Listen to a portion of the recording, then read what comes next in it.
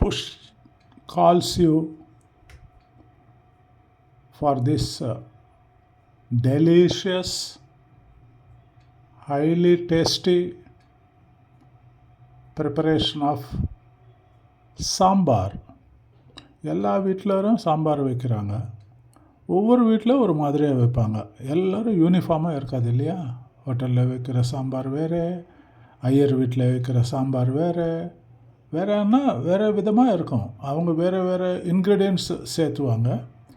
டேஸ்ட்டும் டிஃப்ரெண்ட்டாக இருக்கும். ஐயங்கார் வீட்டில் வைக்கிற சாம்பார் வேறு, செட்டியார் வீட்டில் வைக்கிற சாம்பார் வேறு, ரெட்டியார் வீட்டில் வைக்கிற சாம்பார் வேறு, நாயுடு வீட்டில் வைக்கிற சாம்பார் வேறு, கவுண்டர் வீட்டில் வைக்கிற சாம்பார் வேறு, அண்ட் எட்ஸட்ரா எட்ஸட்ரா. ரைட்?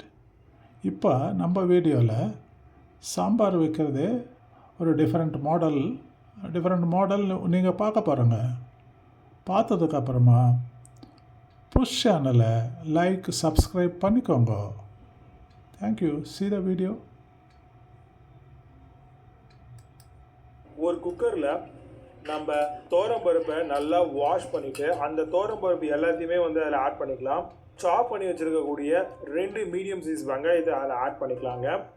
இதில் கொஞ்சமாக தக்காளி, 3 தக்காளி வந்து மீடியம் சைஸில் நம்ம கட் பண்ணி வச்சுருக்கோம், அதையும் வந்து ஆட் பண்ணிக்கலாம். காரத்துக்கு ஏற்ற மாதிரி பச்சை மிளகாவை உங்களுடைய தேவைக்கு ஏற்ற மாதிரி ஆட் பண்ணிக்கோங்க. பூண்டு வந்து உரிச்ச பூண்டை வந்து ஒரு 4லேருந்து 5 பல்லு ஆட் பண்ணிவிட்டு, அரை ஸ்பூன் அளவுக்கு மஞ்சள்தூள் ஆட் பண்ணிவிட்டு தேவையான அளவுக்கு, அதாவது காய்கள் முழுகிற அளவுக்கு தண்ணியை ஊற்றிக்கோங்க. இதை வந்து பார்த்தீங்கன்னா பருப்பு வேகிறதுக்கு எவ்வளோ விசில் வைப்பீங்களோ அதை விட எக்ஸ்ட்ராவாக ஒரு விசில் வச்சு எடுத்துக்கோங்க. நல்லா விசில் வந்ததும் சப்ஸ்கிரைப். ஒரு மிக்ஸி ஜாரில் துருவன தேங்காவும் ஒரு ஃபுல் ஸ்பூன் அளவுக்கு ஜீரகத்தையும் ஆட் பண்ணி நல்லா கொரகொரப்பாக அரைச்சி எடுத்து வச்சுக்கோங்க. எந்த அளவுக்கு கொரகொரப்பாக இருக்கோ அந்த அளவுக்கு உங்களுக்கு ரொம்பவே நல்லா இருக்கும். சப்ஸ்கிரைப் மிக்ஸ் பண்ண வேண்டிய ஒரு ஐட்டமாக இருக்கிறதுனால நல்லா வந்து பார்த்தீங்கன்னா மையா எடுத்துக்கோங்க.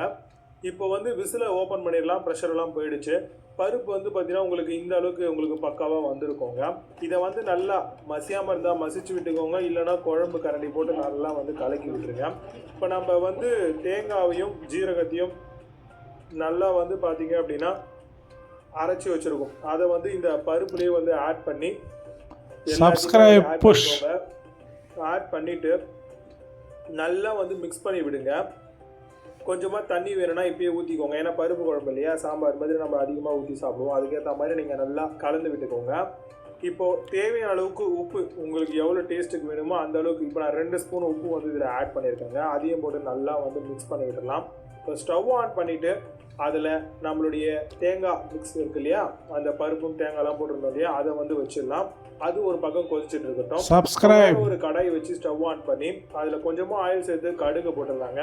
கடுகு நல்லா பொரிஞ்சு வரட்டும். 2 காஞ்ச மிளகாவையும் ஆட் பண்ணிக்கோங்க.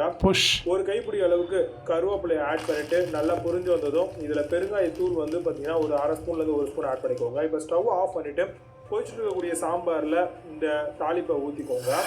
ஊற்றிட்டு நல்லா வந்து மிக்ஸ் பண்ணி விடுங்க, நல்லா சாட்டை பண்ணி விடுங்க.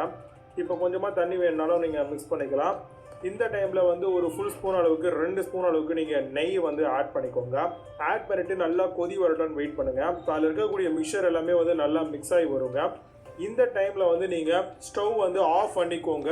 ஸ்டவ் ஆஃப் பண்ணிவிட்டு நீங்கள் தாராளமாகவே வந்து சர்வ் பண்ணலாம். ரைஸ் ரொம்ப பர்ஃபெக்டான டிஷ்ஷு. கண்டிப்பாக வீட்டில் ட்ரை பண்ணி